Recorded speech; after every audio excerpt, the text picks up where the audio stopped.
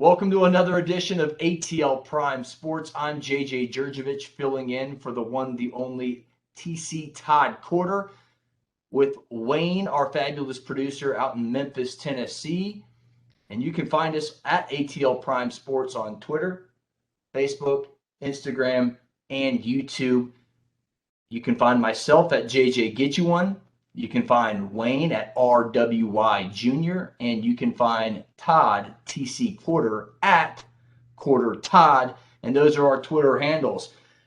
Wayne, I'm doing pretty good this evening. I wish everybody would lay off the violence if their team lost over the weekend. We don't need any of that. There's always too much violence going on in the world already. We don't need any more. If you guys haven't heard, ESPN.com put out a story. Another person's life was taken over the weekend because of the Alabama loss. Folks, relax. Wayne, I'm doing pretty good. How are you, man? Well, Memphis is not doing so well. We've lost 3 in a row now, but we're looking forward to the Navy game this Thursday night. I'll be in attendance with my dad, who's retired Navy, so we'll hope for the best. Hey, we'll hope for the best, but you'll have a heck of a time with your dad, and that's what matters the most. We got a great show on tap. Dave Cohen, voice of the Georgia Panthers, will be joining us, talking a big W for the Panthers. We got a Falcons over the pond in London victory to talk about, and a new number one in college football. We'll get into our pick six and much more right here on ATL Prime Sports. And folks, if you do like these videos, please give us a like on YouTube and a subscribe. You can search YouTube ATL Prime Sports. And without further ado, we will welcome in friend of the show and our guest, Dave Cohen, voice of the Georgia State Panthers, football, basketball, and baseball. Dave, welcome to the show, and how you doing? Big win for the Panthers. They scored 55 points. It's a season high. How you doing, Dave? I'm good. It's great to be back from lovely Monroe, Louisiana, with a W in our back pocket. Georgia State now 2-4, and 1-1 in the Sun Belt Conference. And anytime you get a W, it's great. And anytime you get a W on the road, it's a little bit sweeter. But they did. They went to Malone Stadium on Saturday night in Monroe, Louisiana, and put a 55 spot up on the board against the Warhawks. And, last few years, Louisiana Monroe has been towards the bottom of the western half of the Sun Belt standings. But you never take anything from for granted when you go on the road. They had they were 1-1 in the league. They had already beaten Troy and lost at Coastal Carolina. But Georgia State came out, got behind early, 7-0. But then the offense really kicked into gear. Again, put up 55, which is the 55 against Louisiana Monroe is a record against FBS opponents. They had scored 55 back in 2010 in the Georgia Dome against Savannah State. So, it tied that record. But, all in all, it was, when you look back at it, a really good performance. 572 total yards of offense, 246 in the air, which we had talked about on the radio. They really needed to get the passing game going. And once Coach Elliott made the commitment to go with Darren Granger, it was time to try to balance up the offense a little bit and get some footballs in the air successfully. They did run for over 300 yards on Saturday night, 326. But JJ and Wayne, the number when we were doing our post-game show on radio, as we look back at the ball game and the reasons for the successful night for the offense, the one thing that jumped out was third down opportunities. Georgia State was 9 of 13 on third down opportunities. And on the other side of that coin, defensively, limited Louisiana Monroe to just 3 of 14 conversions when they were on a third down opportunity. So we were able to keep their offense off the field more often than not. But again, got down early 7-0, but then stormed back in that first half and scored 28 points, took a 28-7 lead into the locker room at halftime, went up 35-7 early in the second half. Monroe ends up scoring a couple of touchdowns later in the third and in the final quarter, and made it a little bit more respectable when you looked at it. Even though anytime you give up 55, that's a lot of points. Darren Granger, again, as Coach Elliott had said, right now giving the reins to the offense. He had a pretty good night, threw 4 touchdown passes, 2 to the tight end Aubrey Payne, 2 to the UCF transfer Jakias Cradle. Granger threw for 230 yards. He also rushed for 84. So really had a nice performance. Once he knew he was going to be the guy. Even though because we had such a big lead in the game in the fourth quarter, Cornelius Brown was able to come in and get some quality minutes, which I thought was really good. But it's great to be 2-4. It's great to be 1-1 in the Sun Belt. Texas State comes in on October 23rd, and then it's gauntlet number 2. Not to look too far down the line, but 3 consecutive games at Georgia Southern, at Louisiana Lafayette, and at Coastal Carolina before they'll come back and play the final 2 regular season games at home. Yeah, that's a tough 3-game road trip. And you mentioned it, you can't take anything for granted. We talked about this last week. ULM's got a pretty good coaching staff. They're trying to build something down there. So great road win for the Panthers. And you mentioned it, you're even in conference play, so you're still in that battle, looking forward through the rest of the season. Bye week this week. What does Coach Elliott really want the team to focus on moving forward for the rest of the season? Well, certainly a lot of momentum can be taken out of this game, the way both sides of the football played. Again, I just gave you a lot of those offensive numbers. If they can continue to build on that, of course, taking nothing away from Louisiana Monroe, I still think Texas State at home is a very, very, very winnable football game. Because like I said, after that, it's a tough 3 games in a row. But I'm sure they're going to get a couple of 3 days off. Back to weights, back to strength and conditioning, and then they'll pick up later this week, and definitely by early next week, preparation will get underway for Texas State. But, you get a win on the road like that. It's a great trip back to Atlanta, everybody with a little bit of extra skip in their step. One of the toughest things that I have found in college football in the 12 years that I was at Furman, even though I was not a Furman alum, just part of the radio crew, but in these 12 years with Georgia State, almost nothing is worse than to lose a game going into an off week. When you don't have an opportunity to go right back to practice and try to right wrongs and bounce back the following Saturday. It really makes for a long couple of weeks when you lose, and lose bad, going into an off week. So a lot of positives around Georgia State football right now, and hopefully they can build upon it when Texas State comes in on the 23rd. You're listening to Dave Cohen right here on ATL Prime Sports. I think, Wayne, you had a comment for Dave. I was just going to ask Dave, tell us how we can listen to the podcast and how we can tune in for that game versus Texas State coming up. I will answer that in 1 second. Wayne, I had a question for you because I saw something on Twitter today with regards to the American Athletic and Conference USA supposedly in discussions between the 2 leagues about what the plans are. I'm not 100% sure. My question to you as a guy that follows Memphis, are there any reports up in your way about Memphis possibly joining the Big 12, or are they pretty much set and solid in staying with the American Athletic from what you read and hear up there? As far as I know, they're going to stick with the American Athletic Conference. I know we're going to definitely be losing some teams, Houston, Central Florida, and Cincinnati. So I don't know how we're going to fill in those holes to make the conference whole again. Maybe we'll get something from the Conference USA. I'm not sure what their plans going forward is, but I do not anticipate Memphis going to the Big 12. Yeah, as soon as those 3 left American Athletic, and we talked about this on the show a few weeks ago, American Athletic really has 2 places to look, and that is Conference USA and the Sun Belt. Right. Immediately. But anyway, our guest on the Panther Insider podcast this week, by the way, is Rob Lanier, Georgia State's head basketball coach.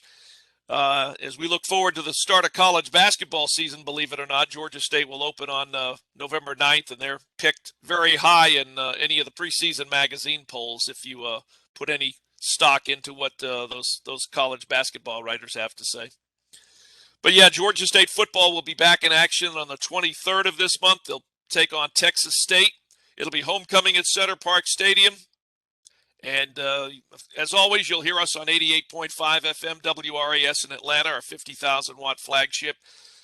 Also via the GSU Athletics mobile app and the TuneIn Radio mobile app, if you have that on your iPhone or device.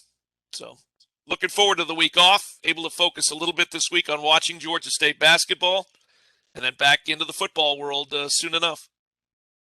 Well, Dave, thanks for coming on. As always, listeners, followers, you can follow Dave on Twitter at GA State Voice. That's GA State Voice. Voice of the Panthers, Dave Cohen. Thanks for coming on. All right, you guys take it easy. We'll talk again hopefully next week. Absolutely. And always go Panthers, no matter what. Dave Cohen, voice of the Georgia State Panthers. We will move on with our ATL Prime Sports show right here. Just me and Wayne holding it down. TC's out. Let's break it down. Second topic of the night. It's a new number one in the AP college football poll, Wayne, and it's the Georgia Bulldogs. Cincinnati is in strong position to make the college football playoffs. Let's talk some college football. Let's do a little round table, maybe ask a couple questions. And I did mention those Bearcats. Let's stick with that. Wayne, I'll ask you first. If the Bearcats win out, are they in the college football playoff? They should be. A lot is going to depend on those power conferences and, unfortunately, what kind of TV revenue can be drawn from them versus Cincinnati. Yeah, it's Wayne. They deserve to be in, and I think they will. I think it's going to really rely on where they lie in the first college football playoff rankings. And if they're in the top four in that first ranking, and they continue to just dominate their opponents, I think they will be in. And here's why. SMU is now ranked. Houston is in front of both of these teams in conference play, in American Athletic Conference play. So you expect Houston, if they keep winning, they'll probably be ranked. And that would be your conference championship game if, in fact, Cincinnati runs the table beating SMU. So I think that would add two more ranked opponents. I think that Notre Dame, if they keep winning, it makes Cincinnati look even stronger. And here's the deal, folks. Look, they have a top 20 offense. They can score. And Wayne, they can stop anybody. They can stop anybody. They're only giving up, 12.2 points per game right now. So they got a very strong defense, elite defense, a top 20 offense. Some would call that elite. I would say pretty good. I think this team can make a college football playoff run. We'll go to our second college football roundtable topic. Who's in your top four, Wayne? We'll go ahead and do it about a week early. I'll go first. It's got to be your dogs. It's got to be the Georgia Bulldogs, number one. Number two, I do have the Iowa Hawkeyes. That was an impressive win. Come from behind. Granted, Clifford did go down, but Iowa took advantage of their opportunity. They're number two. Cincinnati is my third team right now. And my fourth team is Alabama. I know everybody, they lost to a two-loss A&M team. A&M's a good football team. It's another day, another dollar in the SEC. I think Alabama will win out, and they'll be in Atlanta, and they'll most likely face the Georgia Bulldogs there. Alabama's my fourth best team. I didn't put Oklahoma there simply because Oklahoma has had a lot of battles where they're close, taking the last second to beat Texas with their backup quarterback, Caleb. I forget his last name, but their backup, Caleb, his last name's blanking right now. But he came in and played wonderful, got the job done. I think they'll drop one down the road. Maybe even if Texas gets in the Big 12 championship game and gets to face them again, which could happen, that would be a very interesting ball game. So that's why I have Alabama at number four. Georgia, Iowa, Cincinnati, Alabama. Wayne, what are your top four? Well, I'm going to stick with what everybody else has picked. Georgia, Iowa, Cincinnati, and, I would like to see a Big 12 team in the top four. So I'm going to go and put Oklahoma in there. Michigan State would be another one that I would think about, but they've still got to play a lot of tough games, both of them, and there's a chance that each one of those can come up with a loss. You're absolutely right. And this is all good fodder, and I would love to have our host, Todd Corder, come on here and give us his opinion, because I think he and I would have a pretty big argument on this one. I think he would put Oklahoma 4. I could be speaking for him, but that's just what I think. But again, I put Alabama in there because, hey, they're the champs. They did get beat, but they're still in the race. And we'll see. There is a lot of college football left to be played. Folks, if you like these videos, please give us a like. Give us a subscribe. Search on YouTube, ATL Prime Sports. We do air on Fridays live 1 to 1:30 on blogtalkradio.com/Mancini Sports. But we are in a little hiatus on that, so stay tuned to social media for that show. That wraps up our college football segment. Let's get into our NFL quick hits. Wayne, I'll let you start this one off, man. Falcons go over the pond. Right. And they beat the second New Jersey football team. What are your thoughts on the Falcons going over the pond and taking care of business over the Jets? Let's talk to the Birds. As I said in my tweet that I put out right after the game, there a win for the Atlanta Falcons, and Atlanta Falcons win, and that's a good win for Atlanta. So a win is a win, and I'll celebrate when I can. Yeah, a win's a win's a win. The NFL, they're not easy to get. Heck, they're just not. Look at Atlanta last year. We lost 7 or 8 one-possession ball games. If 5 or 6 of those go Atlanta's way, they're probably a playoff team. So, yes, a win is a win is a win. They took care of business. Matt Ryan threw for 342, had 2 scores, very accurate with the football, 33 of 45. You know, I was very impressed with the way they used Cordero Patterson. I also like to see Kyle Pitts finally getting in the end zone. Our first overall draft pick, fourth overall, I should say, finally getting in the end zone, and it was across the pond. So as a Falcons fan, I was very impressed to see that. Wayne, your thoughts on Kyle Pitts and how he looked? Well, I think he looked really well, and I like the fact that Atlanta's starting to use a tight end type of offense as opposed to wide receivers. I do like to see more rushing. I think that's important, especially in the red zone. But those tight ends are multi-role positions, so it's good to have Kyle Pitts there. It is. It's good to have him looking good, getting that first touchdown, getting more involved with the offense. Falcons move to 1 game under. We'll see if they can. They have another winnable game on the road against the Dolphins after a bye week. Hopefully, they can get better, get to 500. And maybe we'll be in 2 weeks, we'll be talking about playoffs. Playoffs? Playoffs? No, we won't be pushing that far. But again, the Falcons starting to right the ship. They're 2-3. Let's go to our final NFL quick hit segment, folks. I'm going to ask your biggest surprise over the weekend. Now, or I should say this early of the young season, give me your biggest surprise in the NFL early part of the NFL season, Wayne. It's really not a surprise, but it'll be a surprise to a lot of people. I really think that one of the toughest teams, the strongest teams, is Buffalo right now. They proved it this weekend. Not that the Chiefs are such a great team this year, but I really think Buffalo has a lot of good momentum. No, you're exactly right. It's very hard to go into Arrowhead and get the W. Ask the Bills. They came up short in the AFC Championship game last year.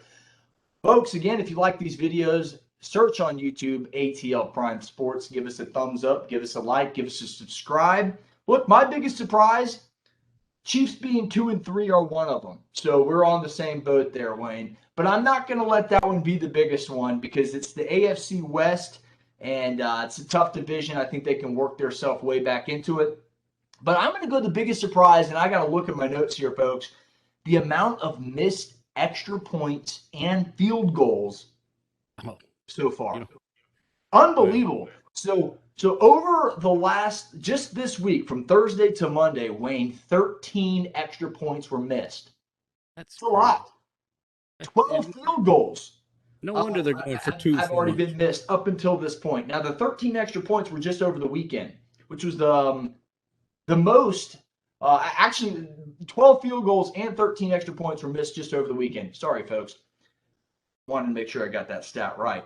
But again, that marked the first time since the NFL moved the extra point line of scrimmage back in 2015 that kickers missed double-digit attempts on both field goals and extra points in the same week.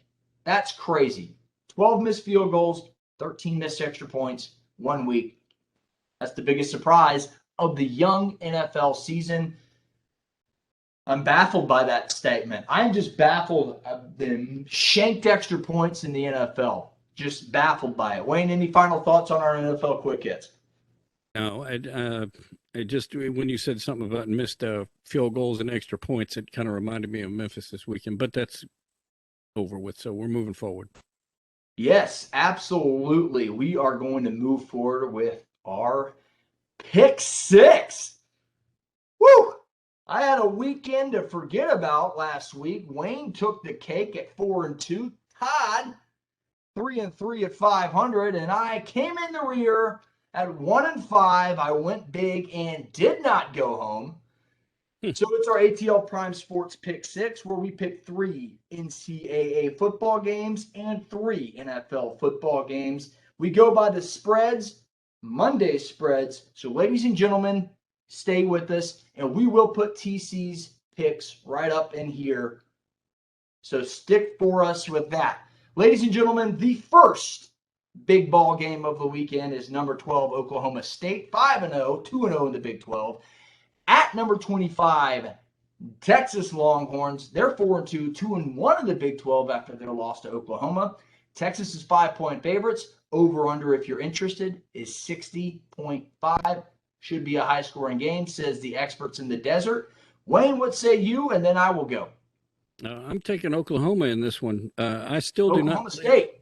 Yeah, Oklahoma State. I still do not believe in Texas. I know that they are a lot stronger team than I expected last weekend, but Oklahoma State, I feel, has the edge in this one, and I think they're hungry to beat Texas. Well, you know what? The coach has the edge in the haircut. You're right about that. Mike Gundy's got the best mullet in all of sports. I said it here first, but I'm going against the mullet. Hook 'em horns. Sarkisian's got this team playing really, really well. They shouldn't have dropped the ball last week. 21-point deficit. They looked like the Falcons. I think Sarkisian brought the Atlanta that he had for the couple seasons as offensive coordinator with him out there. And I think he'll get that out of them. I think Texas will bounce back this week. They got a better defense. They got a better offense than Oklahoma State's defense, which is top in the country. One of the tops in the country, Oklahoma State's is. But I think Texas can score on Oklahoma State, and I don't think Oklahoma State will be able to score on Texas. I'm going hook 'em horns. Number 11, Kentucky, 6-0, 4-0 in the SEC. This could be the SEC East Championship game. They travel to number 1, Georgia, tween the hedges. They're 6-0, 4-0 in the SEC. UGA, 22.5-point favorites. Over-under in that game is 44.5. Wayne, go. I'm taking Kentucky in the points. That's a ridiculous spread.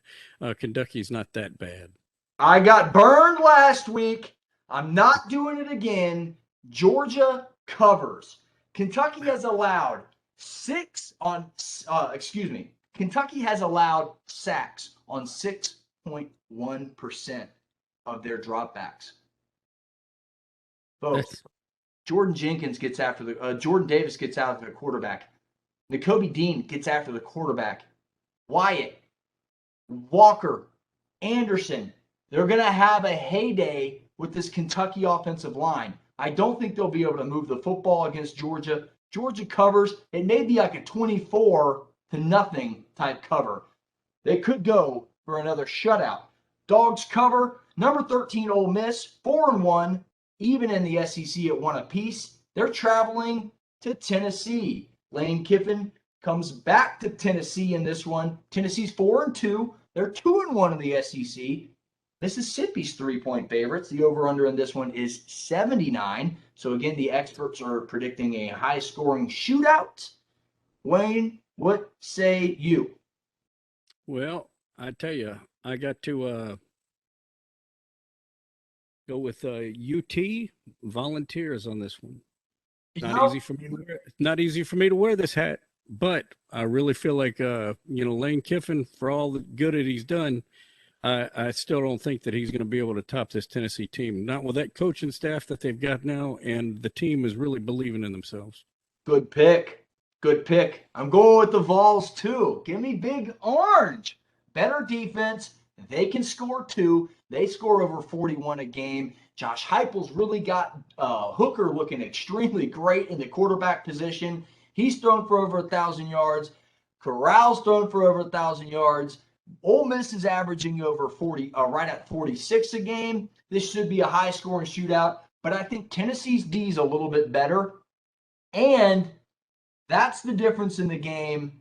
Tennessee comes up with a late turnover. I'm going with the Vols to win outright. Let's go to our NFL picks. Before you do that NFL picks, I just wanted to mention, you had mentioned Sarkisian wearing the best mullet. I'd have to say that Jamie Chadwell actually has a better mullet. Oh, yeah. No, Mike Gundy has the good mullet. Oh, okay. Gundy's got the good mullet. No, Chadwell has the good mullet. Chadwell over there in Coastal Carolina, in Conway, South Carolina, has a really good one. You're right about that. All right, let's go to the NFL. Packers, Bears. Packers are 4-1. Bears are 3-2. Justin Fields is coming off a big win. Wayne, what say you? Green Bay's 4.5-point favorites. Over under, and that one's 45.